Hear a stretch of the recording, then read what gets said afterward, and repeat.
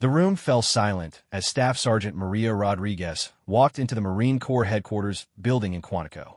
Every eye followed her as she made her way down the polished corridor, her dress blue uniform crisp and perfect, her ribbons catching the fluorescent light. But instead of the respect her decorations should have commanded, she saw something else in those stares: doubt, suspicion, and barely concealed hostility. For months, whispers had followed her wherever she went. Fellow Marines questioned how a woman could have earned such an impressive array of combat ribbons and commendations. Some claimed her records were inflated, that she had received preferential treatment because of her gender. Others went further, suggesting outright fraud. The rumors had grown so persistent that an informal investigation was launched, threatening to destroy everything she had worked for in her 12-year military career. What none of them knew was that sitting in a classified file, locked away in the Pentagon, was documentation of missions so sensitive that even mentioning them could be considered treason. Maria had spent years in the shadows, her true service hidden behind layers of security clearances and need-to-know protocols. She had saved lives, gathered intelligence that prevented terrorist attacks, and served her country in ways that would never see the light of day. But today, that was about to change. Today, a 3-star general who knew the truth was finally going to speak up, and the revelation would shock everyone who had dared to doubt her record. Maria Rodriguez had always known she would have to work twice as hard to prove herself in the Marine Corps. When she enlisted at 18, fresh out of high school in East Los Angeles, she understood that being a woman in what was traditionally a man's world would come with challenges. What she never expected was to have her entire service record questioned after 12 years of dedicated service. The whispers started small, beginning in the enlisted club at Camp Pendleton, where Maria was stationed as a staff sergeant. She noticed how conversations would stop when she walked by, how her fellow Marines would glance at the ribbons on her uniform with skeptical expressions. At first, she tried to ignore it, focusing on her duties, training new recruits, and preparing for her next deployment. The doubt seemed to center around her combat action ribbon, her Purple Heart, and, most notably, her Navy Cross, one of the highest decorations for valor that could be awarded to a Marine. How, the whispers asked, could a female Marine have earned such prestigious combat awards? The Marine Corps had only recently begun allowing women in combat roles, and many of the older Marines found it hard to believe that Maria could have distinguished herself so dramatically in battle. Sergeant First Class Mike Thompson, a 20-year veteran who worked in the same battalion, was one of the most vocal skeptics. During a particularly heated discussion in the battalion headquarters, he openly questioned Maria's decorations in front of several junior Marines. His words were careful, but his meaning was clear. He believed her records had been embellished or falsified to make the Marine Corps look progressive. The situation escalated when someone started an anonymous blog post on a military forum, detailing what they claimed were inconsistencies in Maria's service record. The post went viral within military circles, attracting attention from Marines across the country. The anonymous author claimed to have insider knowledge that Maria's combat deployments were fabricated, that she had never actually served in combat zones, and that her decorations were the result of political correctness run amok. Maria's commanding officer, Lieutenant Colonel James Patterson, called her into his office on a gray Tuesday morning in March. The conversation was uncomfortable for both of them. Patterson had always respected Maria's work ethic and leadership abilities, but the growing controversy was becoming impossible to ignore.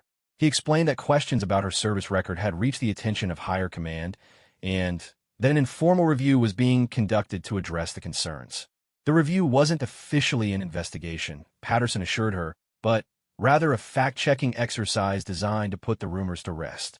Maria would need to provide detailed documentation of her service, including deployment records, witness statements, and any supporting evidence for her commendations. It should be straightforward, he said, assuming everything was legitimate. But Maria knew it wouldn't be straightforward at all. The problem wasn't that her service record was false. It was that most of her actual service was classified at levels that meant the very existence of her missions couldn't be acknowledged. The combat actions that had earned her the Navy Cross had taken place during operations that officially never happened, in countries where the United States military was not supposed to be present. She had served with a special operations unit that operated under such deep cover that even their deployment records were sanitized. The missions involved intelligence gathering, hostage rescue, and counterterrorism operations that required complete deniability. Her unit's existence was known only to a handful of generals and intelligence officials, and their activities were classified far beyond the security clearance of anyone conducting this informal review. As Maria left Patterson's office, she felt the weight of an impossible situation settling on her shoulders. She couldn't defend herself without revealing classified information, but staying silent would allow the accusations to destroy her reputation and career. She had given everything to the Marine Corps, including years of her life in dangerous situations that she could never discuss, and now that same secrecy was being used against her. The next few days were torture. The review board, consisting of 3 field-grade officers, requested her complete service jacket and began interviewing Marines who had served with her in various assignments. But the interviews only deepened the mystery. Many of her supposed colleagues had no memory of serving with her during certain time periods, not because they were lying, but because they had never been briefed on her actual assignments. During this time, Maria received support from an unexpected source. Gunnery Sergeant Elena Vasquez, one of the few other female Marines in her battalion, approached her after morning physical training. Elena had served for 15 years and had faced her own share of discrimination and doubt. She told Maria that she believed in her, regardless of what the investigation might find, and that she would stand by her. Elena's support meant more to Maria than she could express, but it also highlighted how isolated she had become. Other than Elena, most of her fellow Marines were keeping their distance, unwilling to be associated with someone whose reputation was under scrutiny. The loneliness was almost as painful as the accusations themselves. The review board's preliminary findings, delivered to Patterson after a week of investigation, were inconclusive but troubling. While they found no evidence of outright fraud, they noted significant gaps in Maria's service record and an inability to verify many of her claimed activities. The discrepancies were unusual enough that they recommended the matter be referred to higher command for a more thorough investigation. Maria received word of the recommendation on a Friday afternoon. She was told to report to the base legal office the following Monday to meet with investigators from Headquarters Marine Corps. The informal review was becoming very formal very quickly, and her career hung in the balance. That weekend, Maria drove to her small apartment off base and tried to make sense of her situation. She looked at the framed photos on her dresser, pictures of her with fellow Marines in locations she couldn't name, receiving commendations for actions she couldn't discuss, standing with generals whose very presence at those ceremonies was classified. The irony was bitter.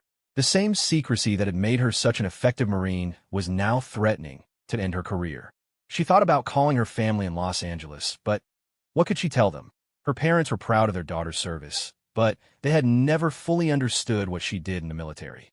She had always been vague about her assignments, telling them only that she was serving her country and that some things had to remain private. Now that privacy was being interpreted as deception. Sunday evening, as she prepared her dress blue uniform for what might be one of her final appearances as a Marine, Maria made a decision. She would tell the truth as much as she was legally allowed and trust that somewhere in the chain of command, someone would recognize what was really happening. She had served with honor and distinction, even if she couldn't prove it in a conventional way. Monday morning arrived cold and gray, matching Maria's mood as she drove on to Camp Pendleton for what she knew would be a defining day in her military career. The investigation was about to begin in earnest, and she had no idea how it would end. All she knew was that she had served her country faithfully, and that would have to be enough, regardless of whether anyone believed her. The formal investigation began with Maria sitting across from Major Jennifer Walsh, an investigator from Headquarters Marine Corps, and Chief Warrant Officer David Kim, a specialist in military records and documentation. The small conference room at Camp Pendleton felt sterile and intimidating, with its fluorescent lighting and bare walls creating an atmosphere more suited to an interrogation than a professional review. Major Walsh opened the session by explaining that they were there to conduct a thorough examination of Maria's service record in response to concerns that had been raised about the authenticity of her decorations and combat service.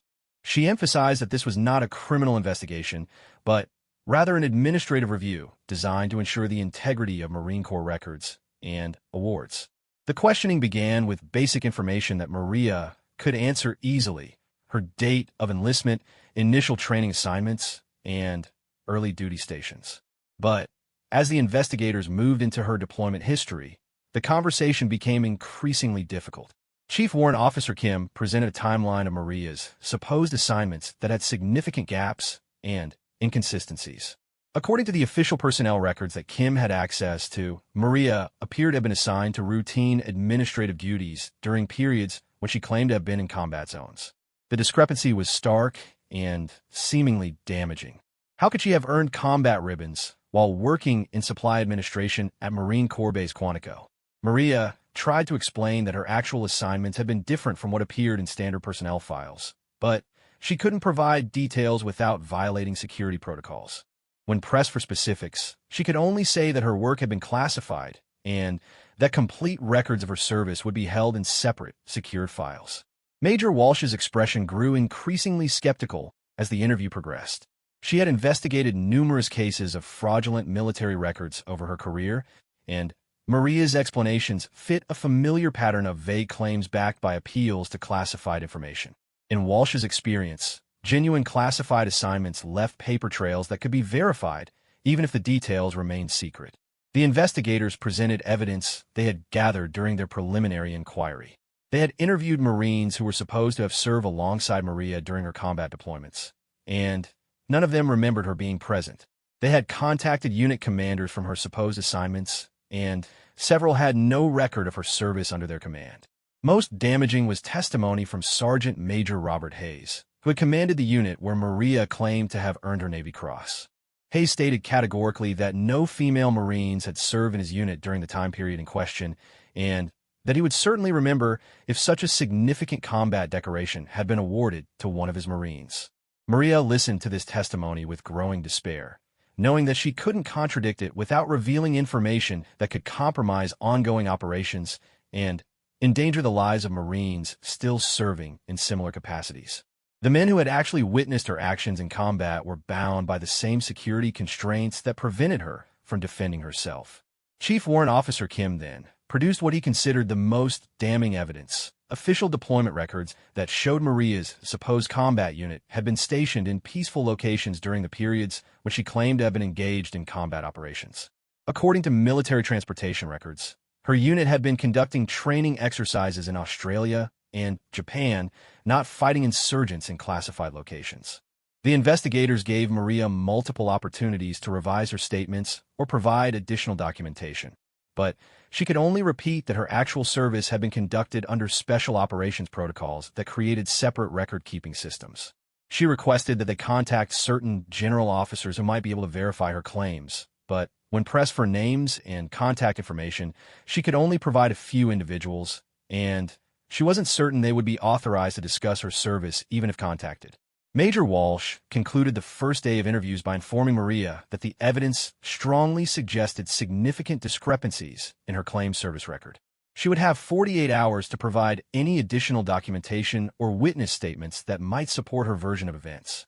If no such evidence was forthcoming, the investigation would likely recommend the revocation of her combat decorations and possible administrative or disciplinary action for fraudulent enlistment claims. That evening, Maria returned to her apartment feeling defeated and alone. The investigation was proceeding exactly as she had feared it would. The very security measures that had protected her missions were now being used as evidence against her credibility.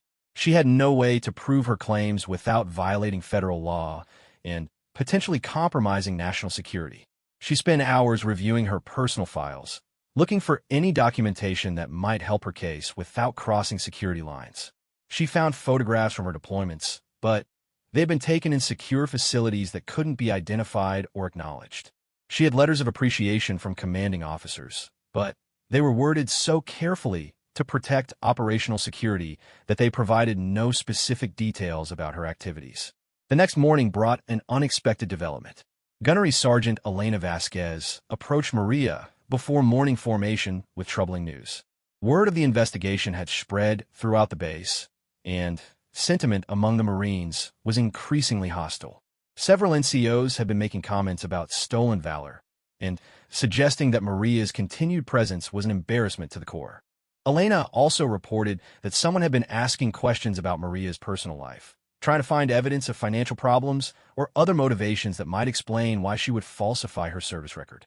The investigation was expanding beyond her military activities and into her character and integrity as a person. During the second day of formal interviews, the investigators presented new evidence they had gathered. They had contacted the Department of Veterans Affairs and discovered that Maria had never filed for disability compensation related to her claimed Purple Heart, which struck them as unusual for someone who had supposedly been wounded in combat. They had also reviewed her fitness reports and found that several supervisors had rated her performance as merely satisfactory during periods when she claimed to have been engaged in heroic combat actions. How, they asked, could someone distinguish themselves enough to earn a Navy Cross while receiving average performance evaluations?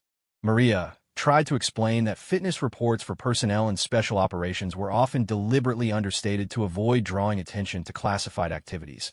But her explanations sounded increasingly desperate even to her own ears. Without specific examples or corroborating witnesses, her claims appeared to be the fabrications of someone trying to embellish their mundane military service.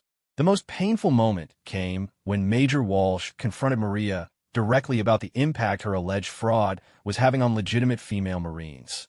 If her decorations were revealed to be false, it would reinforce stereotypes about women in combat and make it more difficult for other female Marines to be taken seriously. The investigator's tone suggested that Maria's actions, if proven fraudulent, would constitute a betrayal not just of the Marine Corps, but of all women trying to serve with distinction. As the second day of interviews concluded, Maria realized that the investigation was building an overwhelming case against her. The lack of verifiable documentation, combined with contradictory witness testimony and circumstantial evidence, created a narrative of deception that would be difficult for any reasonable person to dismiss. That evening, she made a decision that she had been avoiding. She would contact the one person who she thought might be able to help her, even though reaching out could be seen as an attempt to improperly influence the investigation. She would try to get word to General Richard Morrison, the three-star general who had personally approved many of her classified missions, and who knew the truth about her service. Getting a message to a general was not a simple matter for a staff sergeant under investigation, especially when the communication involved classified activities. Maria would have to be extremely careful about how she approached the situation, knowing that any misstep could make her situation even worse. As she prepared for what might be her final day as a Marine in good standing, Maria reflected on the irony of her situation. She had risked her life countless times serving her country in ways that most Marines would never even know about, and now that same secrecy was destroying her career and reputation. The system that had relied on her dedication and sacrifice was now sacrificing her to protect its own secrets. Maria knew she was running out of time. The investigation was entering its third day, and Major Walsh had made it clear that without new evidence, the findings would be conclusive and damaging. Sitting in her apartment Tuesday evening, Maria made the difficult decision to reach out to the one person who could verify her true service record, General Richard Morrison. The challenge was making contact without appearing to inappropriately influence an ongoing investigation. Direct communication between a staff sergeant and a three-star general was virtually impossible under normal circumstances, and her current situation made it even more complicated. Any attempt to contact General Morrison would need to go through official channels, which would likely alert the investigators and potentially be seen as evidence of desperation or impropriety. Maria remembered that General Morrison had once given her his aide's contact information for emergency situations related to their classified work. The business card had been tucked away in her personal files for 3 years, and she had never expected to use it. But this qualified as an emergency. Her entire military career was about to be destroyed based on accusations that the general knew were false. She crafted a carefully worded message to Captain Sarah Chun, General Morrison's aide, explaining her situation in terms that would be meaningful to someone with appropriate security clearances without revealing specific operational details. She mentioned the code names of 2 operations where she had served directly under General Morrison's command, hoping that would be enough to convey the seriousness of her situation. The message was sent late Tuesday night, and Maria spent a sleepless night wondering whether it would reach the general and, if it did, whether he would be able or willing to intervene. Military protocol generally discouraged senior officers from involving themselves in administrative investigations, and even generals had to be careful about appearing to exert undue influence over military justice proceedings. Wednesday morning arrived with no response to her message, and Maria reported for the third day of interviews feeling like she was walking to her own execution. The investigators had assembled what they clearly considered their strongest evidence, and Major Walsh began the session by presenting a comprehensive timeline that painted Maria's claimed service as an elaborate fabrication.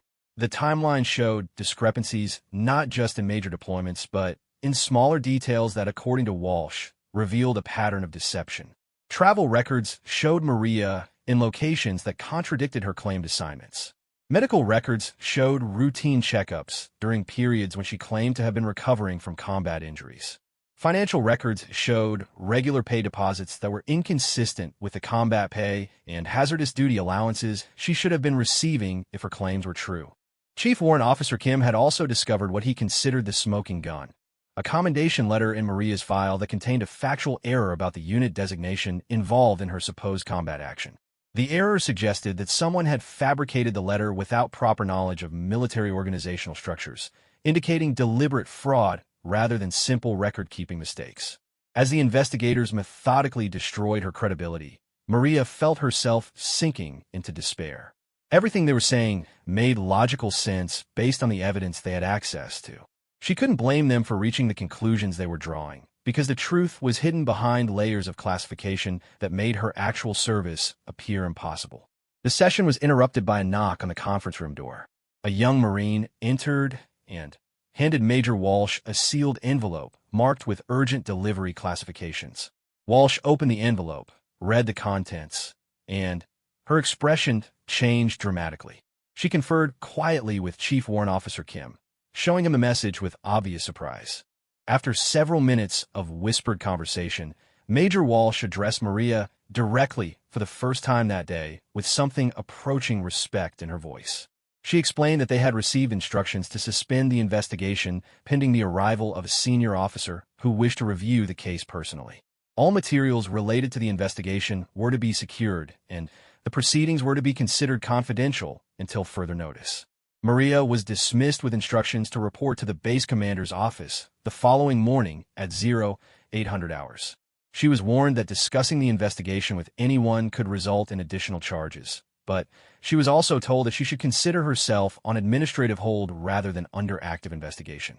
Walking out of the conference room, Maria felt a mixture of relief and apprehension.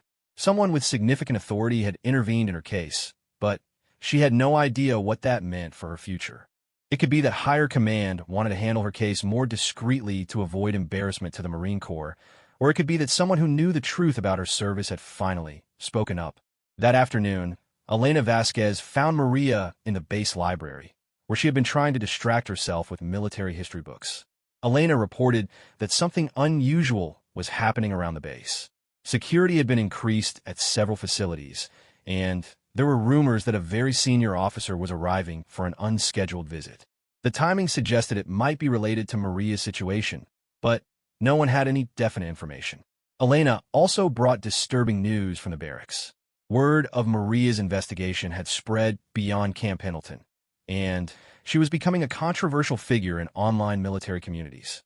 Some service members were defending her, arguing that female Marines deserved the benefit of the doubt, while others were using her case as evidence that women couldn't handle combat roles and would resort to fraud to appear capable.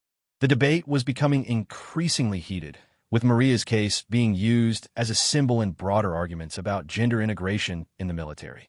She had become a lightning rod for controversy that extended far beyond her individual situation, which meant that whatever resolution was reached would have implications for other service members as well. That evening, Maria received a phone call from her parents in Los Angeles. Somehow, word of the investigation had reached them, probably through military family networks or social media. Her mother was crying, asking whether the accusations were true and expressing confusion about what Maria had actually been doing during her military career. The conversation was heartbreaking for Maria, who had to listen to her parents' disappointment and worry without being able to explain the true circumstances of her situation. Her father, a Vietnam veteran himself, understood military culture enough to know how serious accusations of fraudulent service records could be. He promised to support her regardless of the outcome, but Maria could hear the doubt in his voice. After ending the call with her parents, Maria spent the evening reflecting on how quickly her life had changed. Just weeks earlier, she had been a respected NCO with a promising military career. Now she was facing disgrace and potentially criminal charges, all because she had served her country in ways that couldn't be acknowledged or discussed. She thought about the missions that had earned her the decorations now under scrutiny. She remembered the night in Afghanistan when she had carried a wounded teammate 2 miles through enemy territory to reach an extraction point, earning her Purple Heart in the process. She recalled the intelligence operation in Syria, where her actions had prevented a terrorist attack that would have killed dozens of civilians, leading to her Navy Cross recommendation. Those experiences had been the defining moments of her military career, times when she had proven to herself and others that she belonged among the Marine Corps' elite warriors. The fact that those same experiences were now being used as evidence against her seemed like the cruelest injustice imaginable. As she prepared for bed Wednesday night, Maria tried to maintain hope that the intervention in her case would lead to vindication rather than simply a more discreet form of punishment.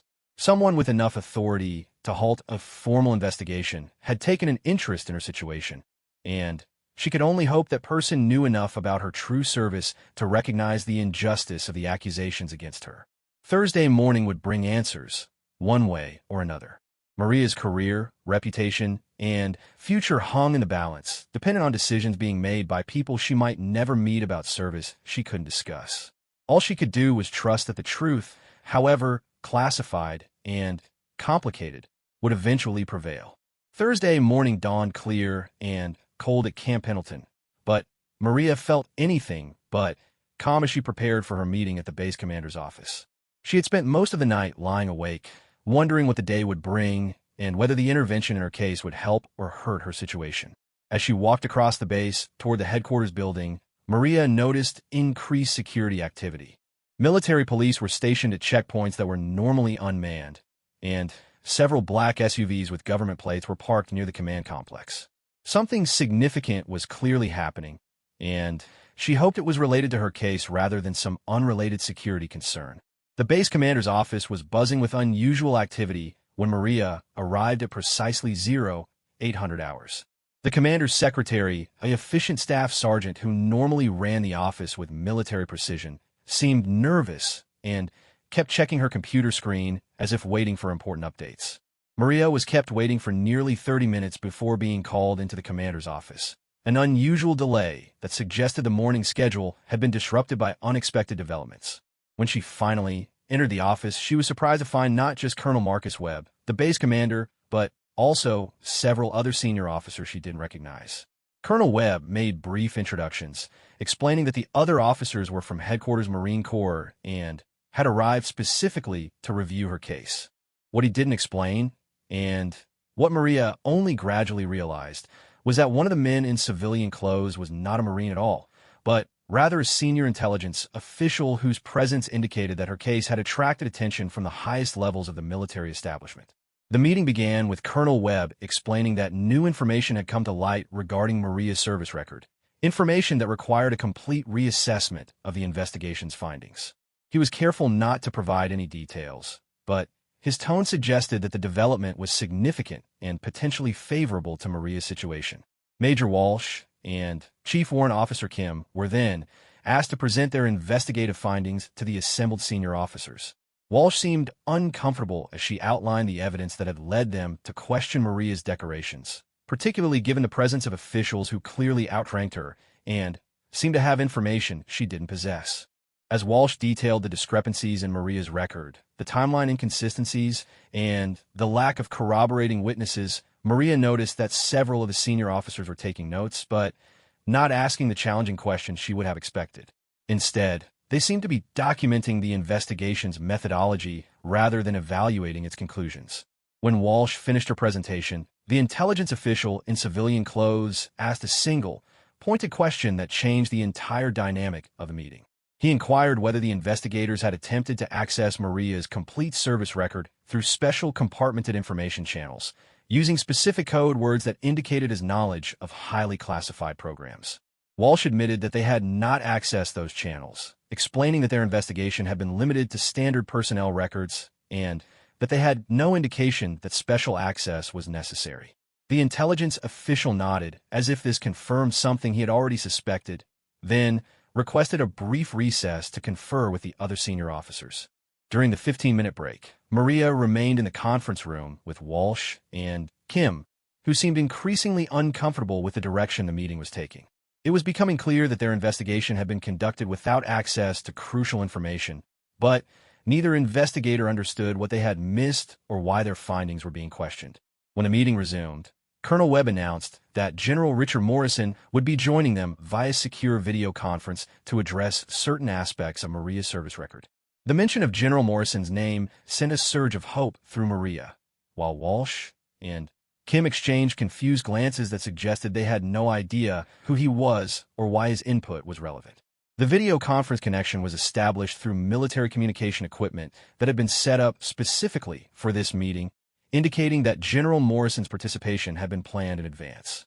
When the general appeared on screen, his 3 stars clearly visible on his uniform, the atmosphere in the room became noticeably more formal.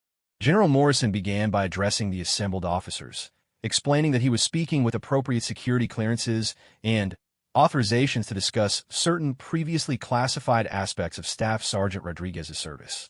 He noted that the investigation had proceeded based on incomplete information and that a full understanding of her record required access to special compartmented intelligence files.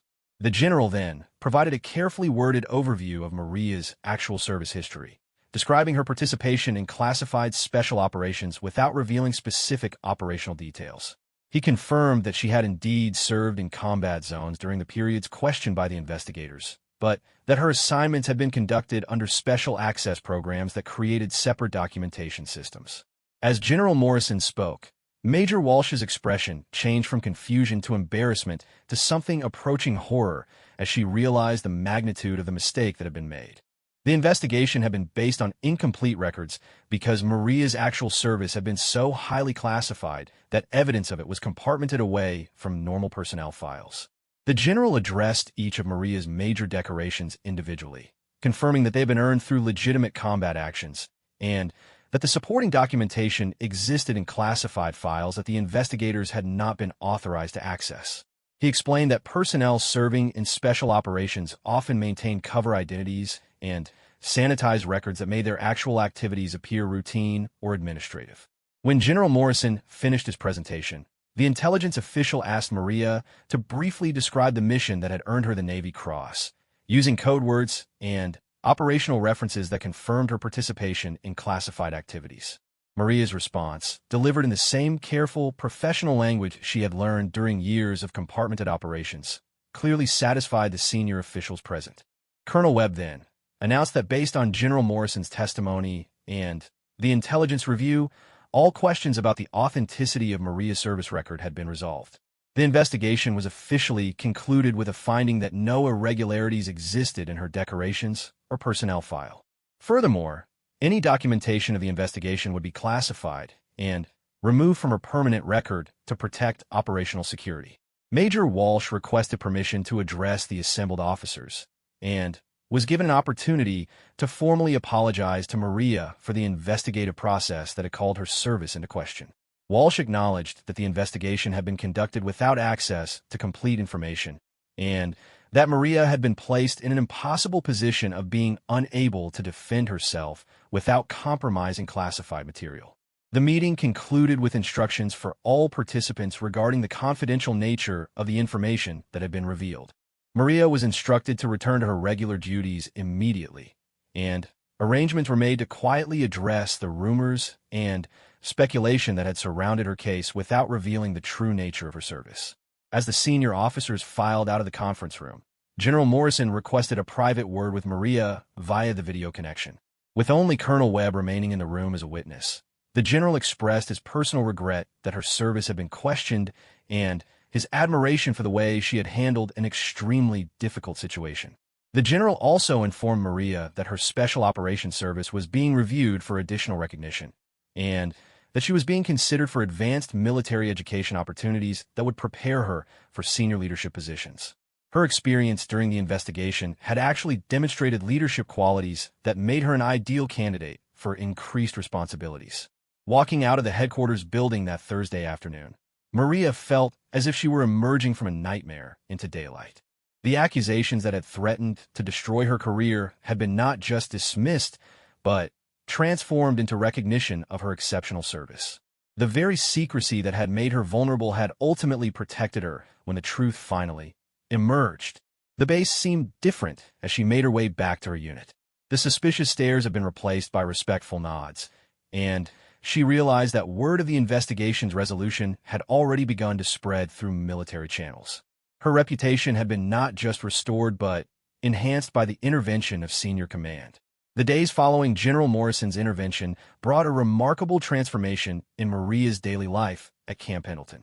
The whispers and suspicious glances that had made her feel like an outsider in her own unit were replaced by respectful acknowledgement, and, in some cases, genuine curiosity about her background that she still couldn't fully satisfy. Colonel Webb had arranged for a carefully worded announcement to be distributed throughout the base, explaining that the investigation into Staff Sergeant Rodriguez's service record had been concluded with a finding that all decorations and commendations were legitimate and properly earned. While the announcement couldn't provide details about the nature of her service, it was sufficient to end the speculation and restore her standing among her fellow Marines. The most significant change came from Sergeant First Class Mike Thompson, the 20-year veteran who had been among the most vocal skeptics of Maria's record.